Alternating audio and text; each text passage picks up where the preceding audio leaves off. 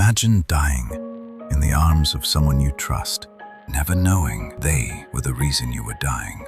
Some believe this is exactly what happened to Bob Marley.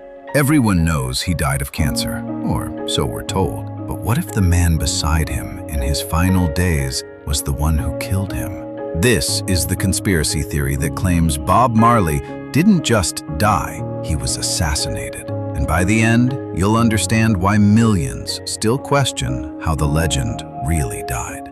Bob Marley, a name the world knows, a voice that changed music forever. He became a star at a very young age. Through him, the world discovered reggae, and soon millions were swaying to his rhythm. But his songs carried more than melody, they carried a message. In developing nations, his voice echoed one powerful slogan: fight for justice. Millions were inspired, but not everyone liked that influence. Some saw him as dangerous, a man with a guitar, more powerful than politicians with armies. Before we go further, let me show you who Bob Marley really was. Beyond the stage lights and the fame, there's a story about him playing football with children in the streets of Kingston. No bodyguards, no cameras, just a man who loved life.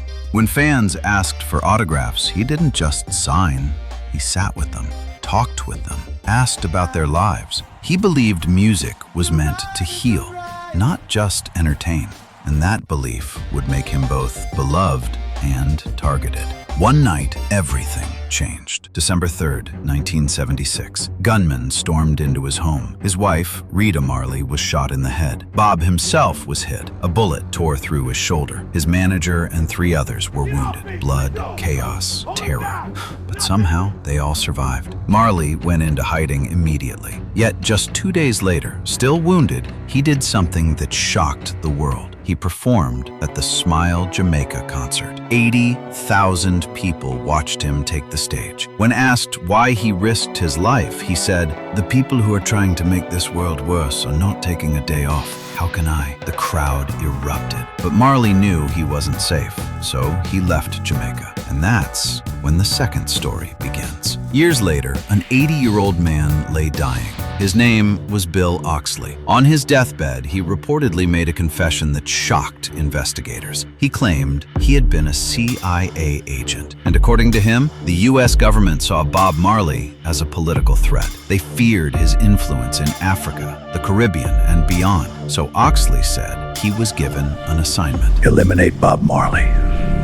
He admitted involvement in the 1976 shooting, but Marley survived, so the plan changed. This time, it wouldn't be bullets. It would be something far more sinister. Oxley allegedly approached Marley again, but this time not as an enemy, as a fan. He told Marley he admired his music, his message, his courage, and Marley, trusting and kind-hearted, believed him. They talked, they laughed. Oxley became part of his inner circle. One day, Oxley brought Marley a gift, a brand new pair of shoes. I know you love quality, Oxley said with a smile. Marley was touched by the gesture. Oxley even knelt down and helped him put them on. And then, Marley cried out. A sharp pain shot through his toe. He looked down. "Must be a stone inside," he muttered. Oxley quickly removed the shoe, shook it out, and handed it back. "Sorry about that," Oxley said, concerned. Marley smiled. "No problem, man." But according to the conspiracy, it wasn't a stone. It was a tiny, hidden pin coated with a cancer-causing agent. And in that moment, something deadly had already begun. Marley didn't think much of it. Life went on. But Oxley stayed close, always nearby, always helpful. As weeks passed, Marley began to feel unwell. A strange wound on his toe wouldn't heal. Then came fatigue, weight loss, pain. Doctors examined him. The diagnosis came like a death sentence. It's cancer.